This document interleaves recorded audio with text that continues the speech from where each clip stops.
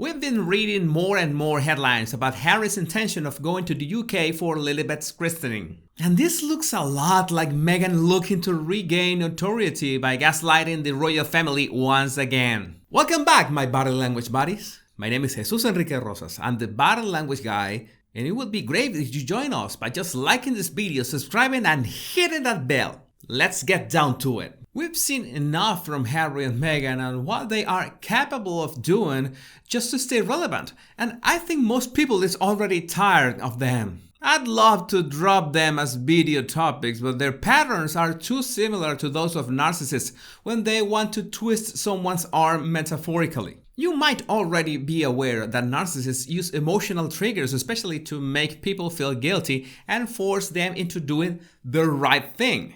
And of course, the right thing is what the narcissist actually wants. But how can someone gaslight an entire family, let alone the British royal family? Hint, you take them one by one. I know that it looks like I'm giving the Harkles too much credit sometimes. But hey, Meghan went from being a B-list actress to marry into the royal family, which is no easy feat. And Harry, well, he knows how to ride horses, I guess. But the problem is that there's a myth about narcissists in the sense that they are portrayed in popular culture as super intelligent, cold and calculating, and of course, charming. Just a reminder, those are the traits of psychopathic narcissists. People that were born that way. But the other kind are the sociopathic narcissist that can be a total mess in any behavior aspect that you can imagine, including making no sense in public statements that can be easily disproven. So well, back to Harry and Meghan. It's already known that the Home Office of the UK has stated again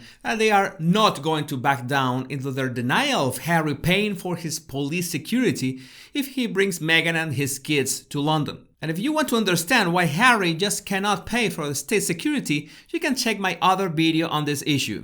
But then there are the allegations that Charles has been offering Harry to stay with him in the case of a trip home. I can't understand why Charles is making such an offering, because it must be the royal family's intention that all these frictions with the Harkles are solved in any way possible, because, well, the world is going through so many relevant things lately to be invested in the whining of these two. And please take note of this point because it's going to be relevant later on. So Charles offering them to stay with him does not solve the "I want to pay for the police security for my family" issue, but at least they would be safe enough while staying with him. If you combine that with Harry paying for private security, as any celebrity in his right mind would do, then it's a good deal. Anyway, I don't think Harry, much less Meghan, will want to hang out with the commoners. But no, it so happens that Harry and Meghan would have declined the offer.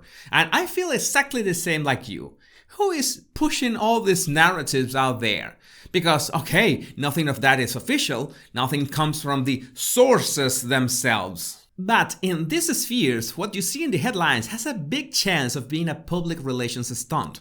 That someone pays a reporter or a royal commentator to just become a mouthpiece to plant the seed of something that may or may not have happened. Exactly the same way the seeds of William's supposed cheating with Rose Hambury were planted. And I have to make a video about that topic. What most people don't realize is that this is the exact same pattern of triangulation of narcissists.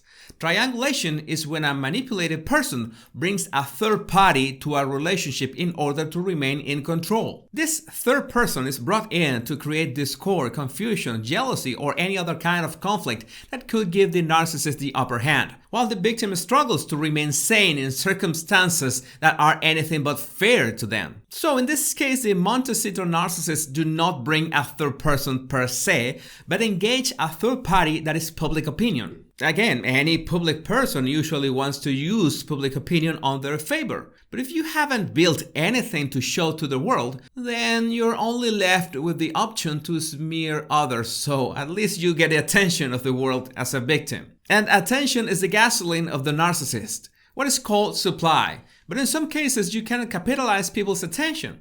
Well, if Kim Kardashian could sell emojis with her face, then anything's possible. That was really sad about Oprah's interview and a missed opportunity because two of the most popular memes of 2021 were from that train wreck, But in all irony, they were from Oprah's performance. I think Oprah should sell them as NFTs. But again, if all this is about Harry's interactions with his family, what does Meghan have to do with it?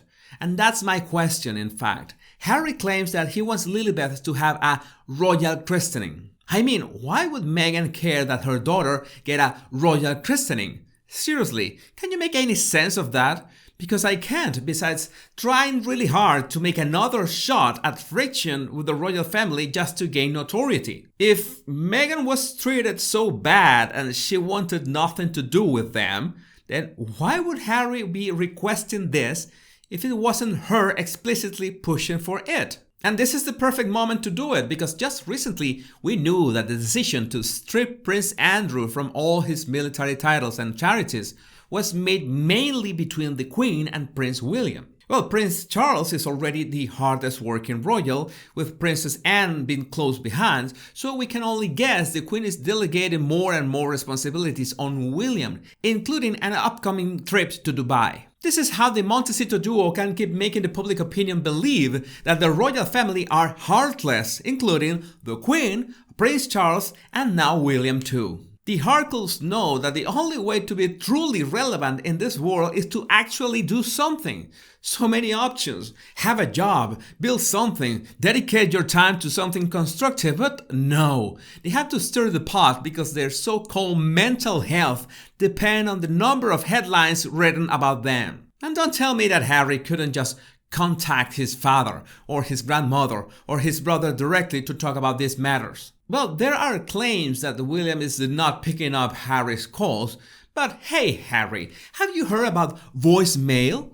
You leave a message with your voice after the tone. And we already know that Catherine is a great peacemaker and will not think twice before suggesting William that he should, at the very least, consider picking up his brother's calls. After all, she broke the ice in Prince Philip's funeral and encouraged William to go to Diana's statue unveiling along with Harry. So there is no reason for these matters not to be discussed and resolved in private. The only reason they reach the headlines is because interested parties want them to be highlighted in some way. If you try to guess who those interested parties are, well, you don't have to look much further than the ones that crave those headlines with their morning coffee. The value of understanding these dynamics is that they help us decipher patterns used by narcissists when manipulating people. In this case, it's a triangulation where they include a third party, which can be another person or the public opinion, so the victim or the attacked party is cornered into a no-win situation. And I've said it many times, if you haven't built anything, if there's no substance behind what you do,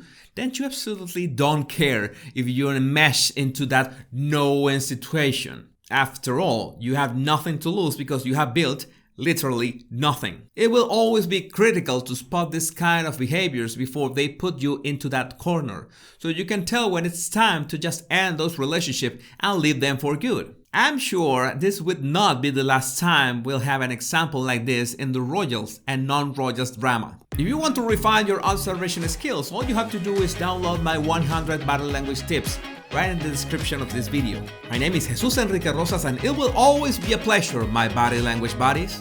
Much love and bliss.